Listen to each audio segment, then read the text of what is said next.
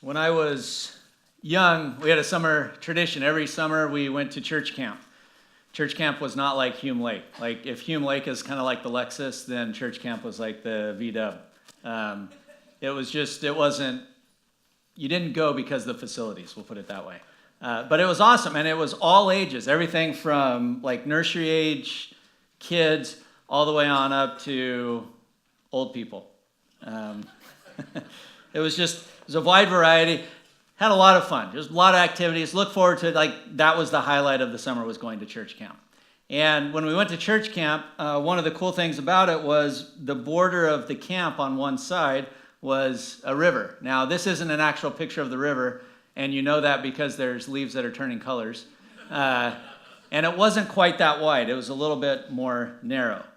But that was like the thing to do, was to go hang out at the creek, and we couldn't go across because that was the border unless we had adults with us. So every year, at least a couple of times, an adult would take us on a hike, and we got to cross over the river. And you look at that, and you can just see how tempting those rocks would be for any young kid, especially young boys. Like, we would want to step on the rocks and try and balance and walk our way over and across that river. And you know what would happen every single year? Somebody would fall in. And the reason they would fall in was typically because they would put their foot on that first rock that was submerged, and they had no idea how fast the current of the river or the creek was. They didn't give the creek the respect it deserved. Like, they didn't understand the weight of that water and what it could do. And so every year, usually it was a first timer, he'd step on that first rock that was submerged, and his feet would go right out from under him. He'd land. It wasn't deep. Sometimes you had to pull them out because they're like panicking, like they're going to drown in 2 feet of water. But you get them out. But the point is, they didn't give that water the respect it deserved. Here's a picture of El Porto. So this is actually the El Porto surf cam, Manhattan Beach there. I had a buddy who was from Texas, middle of the state. So he did not grow up around the water. And he was out here in LA, and he said, "Hey, take me surfing." I said, "All right." And we couldn't really, when our calendars aligned, it wasn't a good day to go surfing. It was kind of a shore break, so it meant the water was breaking really close to shore. It was rough, and so Richard Lowell, down at his place, had some soft top boards, which is what is really wise to learn on. And then he has normal surfboards that are really hard. And my buddy said, "I don't need a soft top. I'll take the board." So we go out to the water, and sure enough, it was really hard to even paddle out because, the waves were bad. He finally gets out and tries to catch his first wave and just gets pounded.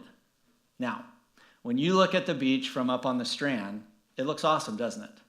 But then you go down and you get in the water and you start getting pounded by the waves. And it was so great, his comment, he goes, "I think I'm just going to body surf today." Yeah, it's a good idea. But you see, when you don't respect the water, when you don't know how much power the water has, it's like, man, it just grabs you unexpectedly and it can crush you. Well, the reason I bring up these stories is because we're moving into a time in Israel's history where they had lost the understanding of how weighty God was. They had lost their respect for God. They had lost any sense that he was big and powerful and in control of things. And because of that, they were going to suffer consequences. And the consequences are pretty harsh. They didn't give God the weight he deserved, and they suffered consequences. But then we also see from this passage that the reverse is true. That when they began to give God the weight he deserved, they experienced blessing. Or another way of putting it, when they gave God the weight he deserved, God weighed in on their behalf. And so I want you to open your Bibles to 2 Samuel, or 1 Samuel chapter 4. Let's take a look again. First, when we don't give God the weight he deserves, how we'll suffer the consequences. But when we do give him the weight he deserves, he weighs in on our behalf. So if you look at 1 Samuel chapter 4, that's on page 228, and the Bible's under your chairs, page 228.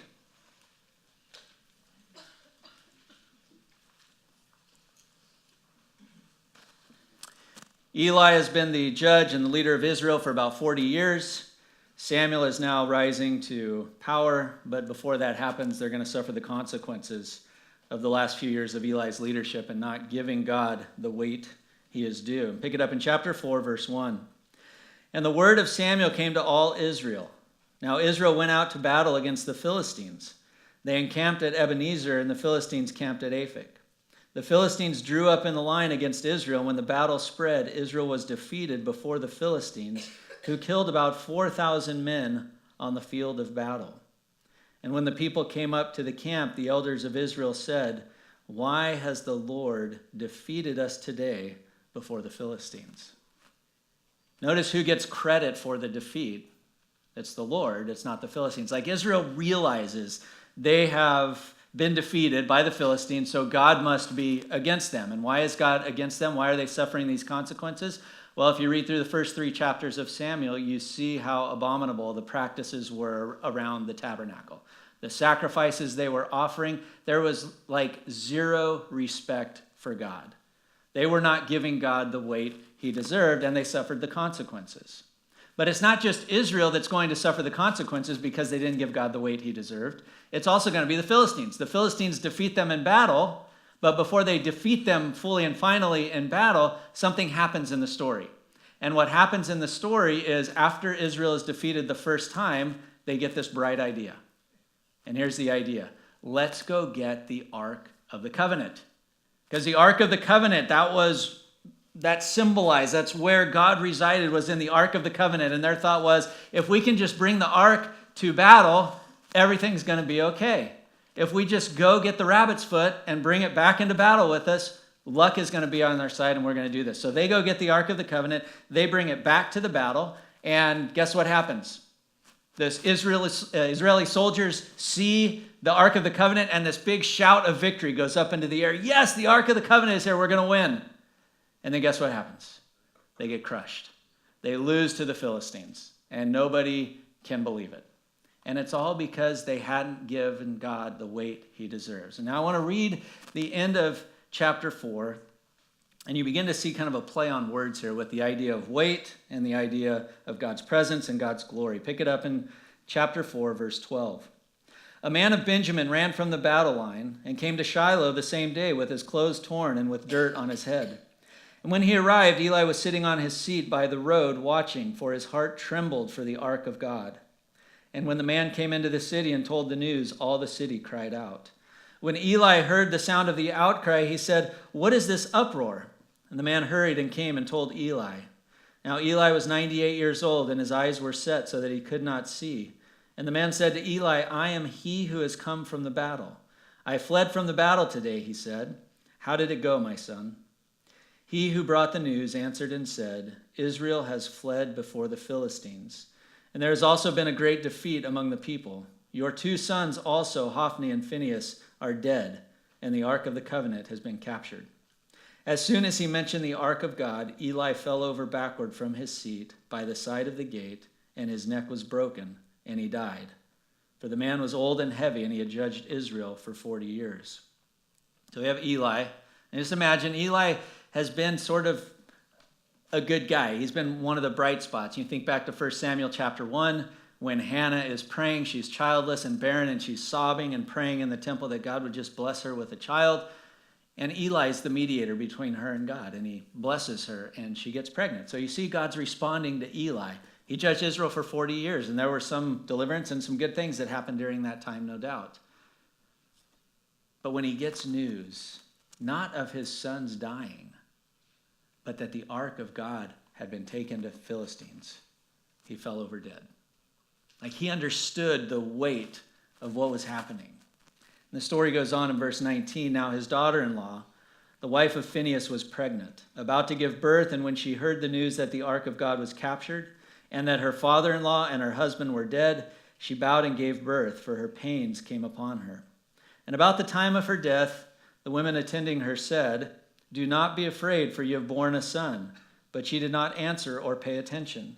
And she named the child Ichabod, saying, "The glory has departed from Israel." Because the ark of God had been captured, and because of her father-in-law and her husband, and she said, "The glory has departed from Israel, for the ark of God has been captured." Now that same word that's used, that's translated glory, is the same word that's translated heavy. And so it has this idea of the weightiness of God, giving God the weight he deserves. And Eli knew, and his daughter-in-law knew, and probably most of Israel realized that the glory of God, the weightiness of God had left Israel and was now encamped with the Philistines. But the problem was the Philistines were just as bad as the Israelites. They did not give God the weight he deserved, and now they're going to suffer consequences for it. And so you look in chapter 5. This chapter's awesome. It reminds us that God has a sense of humor. Chapter 5, verse 1. When the Philistines captured the ark of God, they brought it from Ebenezer to Ashdod. Then the Philistines took the ark of God and brought it into the house of Dagon and set it up beside Dagon. And when the people of Ashdod rose early the next day, behold, Dagon had fallen face down on the ground before the ark of the Lord. So they took Dagon and put him back in his place. Now there's some comedy going on there. You realize Dagon is the biggest god of the Philistines. Like, he's the god of fertility. He's the god of the harvest. That's the biggest god, and like you've heard of Baal, right? Baal was the biggest god in Canaan. Why? Because that was the god of the harvest and the god of fertility. So you have this god, Dagon, who's in his temple or tabernacle, the house of worship that he's in, and he's got the gold medal podium. That's where he is. And they bring the Ark of the Covenant because they had heard stories that this God of Israel was a pretty bad dude, like he defeated the Egyptians. And so they're like, we'll bring him in, we'll set him on the silver platform. And then there's plenty of other gods on the bronze platform and all around this room. And they come in the next morning, and Dagon is off of that top platform, and he's like prostrated before Yahweh. And they're like, what's going on here? And so what do? They pick up their God, and they set their God back in that rightful place. Now, isn't that funny? Like, I'm going to pick up my God, and I'm going to put my God here. It's like, I think your God should be picking you up. But this is kind of what they're doing. And so that's what they do. They're not quite treating the ark as it should be treated, but this isn't the end of the story. Verse 4. But when they rose early on the next morning, behold, Dagon had fallen face downward on the ground before the ark of the Lord, and the head of Dagon and both his hands were lying cut off on the threshold. Only the trunk of Dagon was left to him. Now just think about that. The next day they got their yoga mats and coffee, they're getting ready to go do their prayers before Dagon, and they walk in and Dagon's down again with his head cut off and his hands cut off. Now, why head and hands? Because from our head we think, we make decisions, we know. Dagon didn't know anything. Hands is what we do things with. It's the power we have, and his hands are gone. He doesn't have any power. He can't do anything. This is what the Ark of the Covenant, this is what Yahweh was doing to Dagon, and the Philistines are like, something's going on here. This Yahweh character, this God of the Israelites and the Ark, there must be something to this. And there is. Verse 6. The hand of the Lord was heavy, and it's that same word for glory. So the glory had departed from Israel, and now it's heavy on the Philistines. It was heavy against the people of Ashdod, and he terrified and afflicted them with tumors, both Ashdod and its territory. And when the men of Ashdod saw how things were, they said, the ark of the God of Israel must not remain with us, for his hand is hard, or the same word has been translated heavy, against us and against Dagon, our God. They're like, something's not right here. This isn't going well. So what do? Like all good friends do? Let's send it to them. And so they get rid of it in verse 8. So they sent and gathered together all the lords of the Philistines and said, what shall we do with the ark of the God of Israel? They answered, let the ark of God of Israel be brought around to Gath. So they brought the ark of the God of Israel there. But after they had brought it around, the hand of the Lord was against the city, causing a very great panic. And he afflicted the men of the city, both young and old, so that tumors broke out on them. You just see it's like happening in this city. They send it away. It happens in that city. And so what do they decide? Let's send it to another city. And they send it to another city, and the story ends the same way if you pick it up in verse 11. They sent therefore and gathered together all the lords of the Philistines and said, send away the ark of the God of Israel and let it return to its own place, that it may not kill us and our people, for there was a deathly panic throughout the whole city. The hand of God was very heavy there. Again, that word, God, the consequences of not giving God the weight he deserves, like his weight, his glory will just crush you. And so what do? The Philistines are like, okay, we need to get rid of this thing. How can we get rid of this thing? Well, it's a good picture of the difference between pagan religion and Christianity and Judaism before Christianity. In paganism, you had to try and figure out, okay, why is the God ticked off, and what can we do to make things right with the God? And so their line of thinking is, okay, a lot of people got tumors and died, and there was this plague of mice. So let's make some gold tumors and some gold mice, and we'll put that with this ark, and we'll send it as an offering to Yahweh. And like, okay, that sounds good, but how do we make sure that this is what's going on? I mean, can we really be sure? I know it's 3 cities, and the same thing happened in every city, but we really want to be sure. So they said, okay, here's the test. You go get a couple of cows that have never been yoked before, meaning they never had that thing on them. In fact, they were nursing cows, so they're milk cows, and they're nursing their little calves. And they're like, okay, we're going to go get 2 of these fresh cows. We're going to yoke them to a cart. We're going to put the ark on the cart with our offering of atonement, the gold tumors and the gold mice. And if those cows who have never done this before, have no idea where they're going, if they go back to Israel, then we're going to know that's what needed to happen. Like Yahweh, he is God. And so they load it all up. They get the cattle going, and the cattle start walking, and guess what the cattle do? They go back to Israel. And just like the first time when the Ark of the Covenant came into the battle against the Philistines, and there went up this cry and this shout of joy, when they see the Ark coming back in Bet Shemesh, guess what they do? They're like, yes, God is here. The Ark is back. But they still don't give it the weight it deserves, and they suffer consequences. Look at chapter 6. The ark of the Lord was in the country of the Philistines 7 months, and the Philistines called for their priests and the diviners and said, what shall we do with the ark of the Lord? Tell us what we shall send it to its place. And they said, if you send away the ark of God of Israel, do not send it empty, but by all means return him a guilt offering. Then you will be healed, and it will be known to you why his hand does not turn away from you. And so they do what they're supposed to do. And now you skip down to verse 17 when it's arriving into Bet Shemesh. These are the golden tumors that the Philistines returned as a guilt offering to the Lord. 1 for Ashdod, 1 for Gaza, 1 for Ashkelon, and 1 for Gath, and 1 for Ekron. And the golden mice, according to the number of all the cities of the Philistines belonging to the 5 lords, both fortified cities and unwalled villages. The great stone beside which they set down the ark of the Lord is a witness to this day of the field of Joshua of Bet Shemesh. And he, meaning God, struck some of the men of Bet Shemesh because they looked upon the ark of the Lord. He struck 70 men of them, and the people mourned because the Lord had struck the people with a great blow. Remember Raiders of the Lost Ark? Right? Like you couldn't look at the Ark of the Covenant. That's kind of drawn from passages like this. Like there was supposed to be a certain fear, a certain reverence, a certain acknowledgement of the weightiness of God.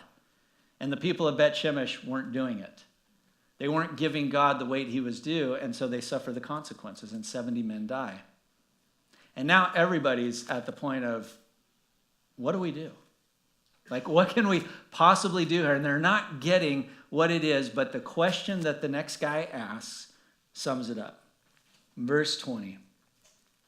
Then the men of Bet Shemesh said, who is able to stand before the Lord, this holy God?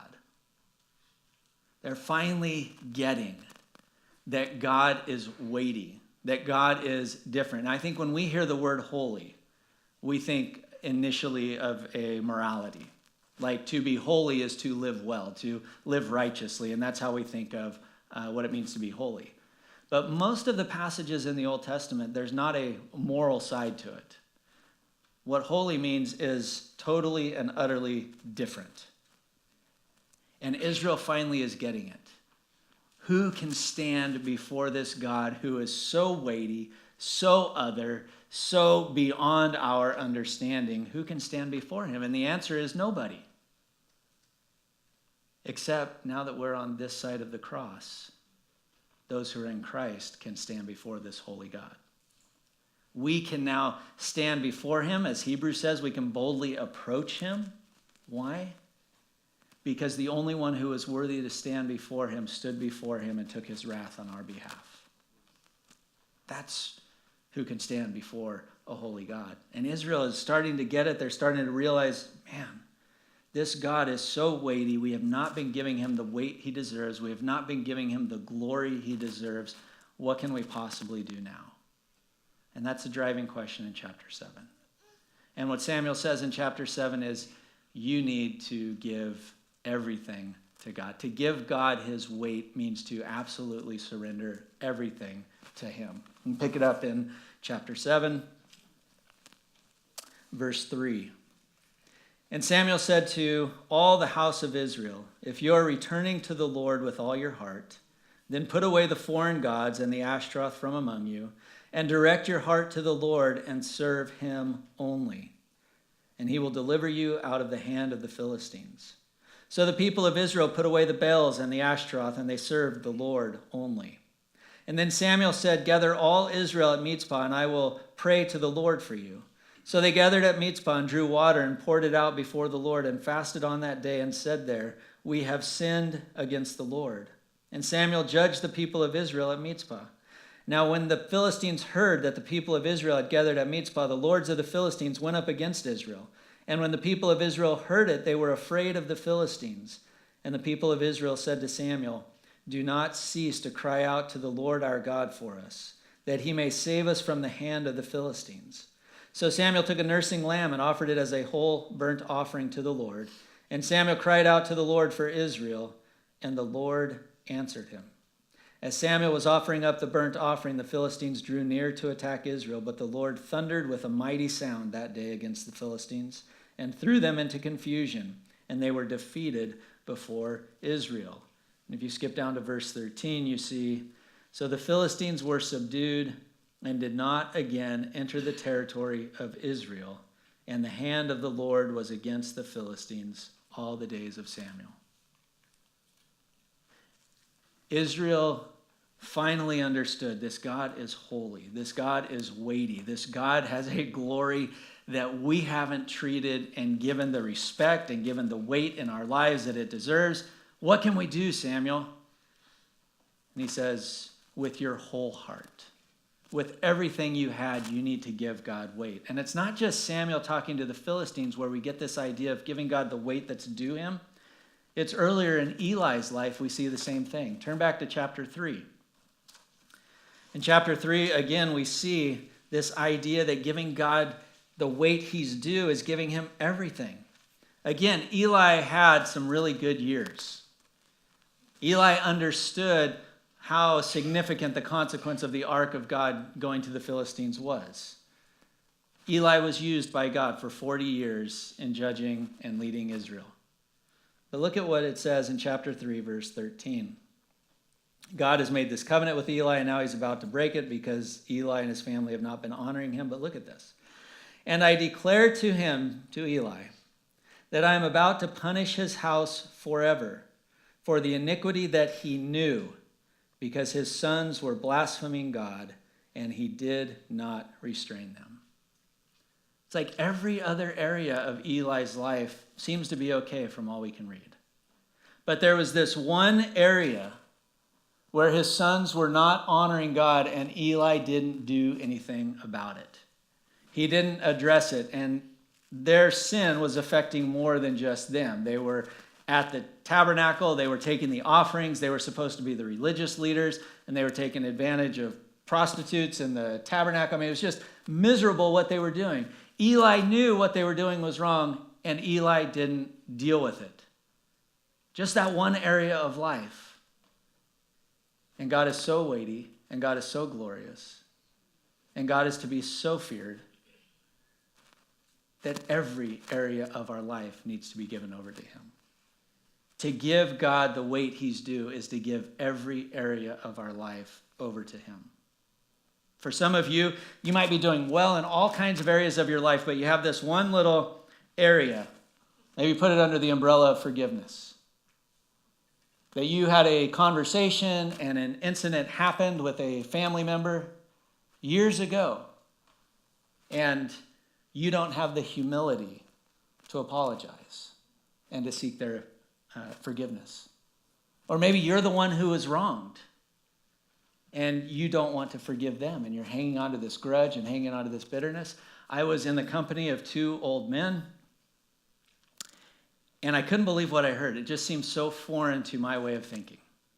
They were sitting there and one guy brought up the name of another guy, and this guy, that they should have had something in common, the two guys. And this guy says, hey, what do you think of so-and-so? He was here yesterday. And the guy didn't mince words. He's a blank and blank blank. And he's like, really? Why don't you tell me how you really feel? And he goes, no, seriously, he's a blankety blankety blank blank. And he's like, what? What happened? He said, 44 years ago. Literally, he said 44 years ago. And I'm like, are you, like I didn't say that out loud because it wasn't my place to say it, but I thought 44 years ago, and that's still bothering you? Man, talk about like suffering the consequences of not giving God the weight he's due. For some of us, it may be our sexuality. Like, how are we, God, I'm going to honor you with everything else except this particular area of my life. And I think it's a great temptation in the culture we live in. Hugh Hefner just died, and I want to throw up at some of the tributes that were written about Hugh Hefner. He ushered in an age that, if you want to read the best, what do you call those? Obituary of Hugh Hefner, read the New York Times by Ross Douthat. He nailed it. And the debauchery that this guy ushered in, somebody else would have done it if he didn't do it, but he gets credit for it. And it's unbelievable. And we live in a culture now that has been totally transformed sexually since the 1950s. And I think a lot of Christians just sort of, well, Lord, all the rest of my life, but this particular area of my life, I'm going to hang on to. And you are not giving God the weight he's due. You will never be able to give God the weight he's due as long as you're hanging on that. Maybe it's your finances. Maybe it's a relationship that you know is a sinful relationship. Maybe it's a friend who every time you're with that friend, you do things that you know are not honoring to God, but you're unwilling to give up that friendship for the sake of your relationship with God. That's holding on to something. That's not giving God the weight he's due, and there are consequences for that. I think another one that's really big in our schedule, you don't have to raise your hand, but just think mentally, you would raise your hand. How many of you feel like you're too busy? Like you just got way too much stuff going on. Imagine if you gave God the weight he's due with regard to your schedule. If God was the first thing you took in mind as you plan your calendar, would that mean you'd have to pull your kids out of some stuff? Would that mean you'd have to say no to more things socially? Well, what's driving that? Certainly not a weightiness of God. It's a concern about the opinion of others or being left out. Those are areas where we just hold back. God, I'm going to give you everything, but not my calendar, not my finances, not my sex life, not this area of forgiveness. And there are consequences to that. But the other side of it is true too. If we will give it all to God, if we will give him the weight he's due, he'll weigh in on our behalf. He'll use that weight. He'll use that glory. He'll use that heaviness to help us out. And this is how the passage ends. Well, we already read how the passage ends. Samuel went to war for them, and they're defeated before Israel. And then in 7:13, it says, so the Philistines were subdued and did not again enter the territory of Israel. And the hand of the Lord was against the Philistines all the days of Samuel. When they finally got to that place of turning it over, God came to their aid. God used that glory, used that weight for their help. And I think in a lot of ways, God does the same thing for us, but it looks different. And here's what I mean where it looks different. This area of forgiveness. Why aren't you forgiving somebody? I think sometimes it's out of fear. Like you're afraid to be vulnerable and extend forgiveness or ask for forgiveness because you don't know how they're going to respond. Guess what? God's grace is sufficient to cover whatever happens after you do the right thing. The area of your finances. Lord, I'm not sure I can honor you with my finances because there's a lot of what ifs. And God says, you know what? Trust me. My grace is sufficient in that area. The sex, Lord, I don't know how I'd give that up. And we do exactly what Israel did. We repent. Lord, I'm sorry, you're right, and I'm wrong, and I'm going to give that to you, and see how God's grace works in your life to give you what you need, to weigh in on your life, to give you what you need to get over that. But it's not until we're willing to give it up. It's not until we're willing to give God what is due him in every area of our life that we can expect him to help us out, that we can expect him to weigh in and help us. And just think, again, we live on this side of the cross. We know what lengths he was willing to go to weigh in on our behalf. He sent his son, his only son, to die on the cross for our sins. If he was willing to weigh in that way, if he was willing to set aside his glory in order to do that for us, there is not one area of our life that we can't trust him with. And when we give him the weight he's due, by handing every area of our life over to him, watch what he does for you. Watch how he works, and watch how his grace proves sufficient over and over again.